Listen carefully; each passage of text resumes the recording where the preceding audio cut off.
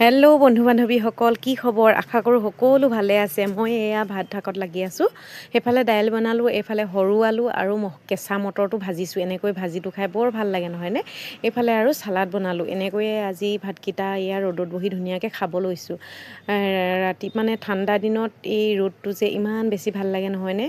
মই নেপাওঁৱে মানে এই ৰ'দ ল'বলৈ, কাৰণ দিনটো দোকানত থাকোঁগৈ। দোকানত মানে আমাৰ দোকানখনত দিনটো চুৱেটাৰে পিন্ধি থাকিব লাগে, মানে অলপ চেঁচুক মানে পিছফালৰ শ্বৰ্টটো ওখকৈ দিয়া আছে। আমাৰ শ্বৰ্টখনত ৰ'দ নপৰে সেইবাবে। আৰু এইফালে ধুনীয়াকৈ কাম বন কৰি আজৰি হৈ লৈছোঁ, মানে দিনটোলৈ আজৰি আৰু।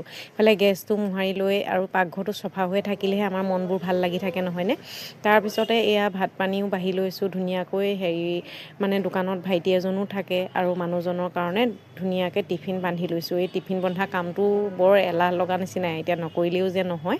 আৰু এইফালে আজৰি হৈ সৰু বেটাৰ লগত অকণমান ধেমালি কৰি লৈছোঁ। তাক দিনটো যিহেতু নেপাওঁ মই, আইতাকৰ লগতহে থাকে, সেইবাবে ধুনীয়াকৈ অকণমান তাৰ লগত খেলি লৈছোঁ। আৰু সি কৈ আছে ওচৰৰ দদৌয়েকে বোলে তাক পইচা খুজিছে, তাক বিস্কুট খোৱা আৰু কল দিব বোলে। মই কৈছোঁ মৰমতে দিব বুলি ক'ব লাগে তুমি, সেই বুলি কৈছোঁ। আৰু এইফালে টালি টোপোলা লৈ দোকানলৈ বুলি ওলাই ল'লোঁ।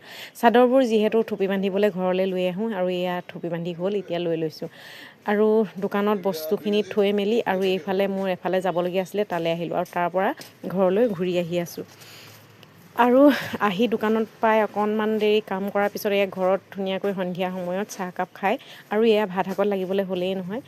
এইফালে মটৰ বনশাক আলু এনেকৈ ভাজি, আৰু এইফালে দাইল আছে। এনেকৈয়ে আজি পালটো মাৰিম আৰু এইফালে আকৌ ভাত পানী খাই আজৰি হৈ সৰু বেটা দেউতাকে সদায় গান এটা মানে গায়ে আৰু।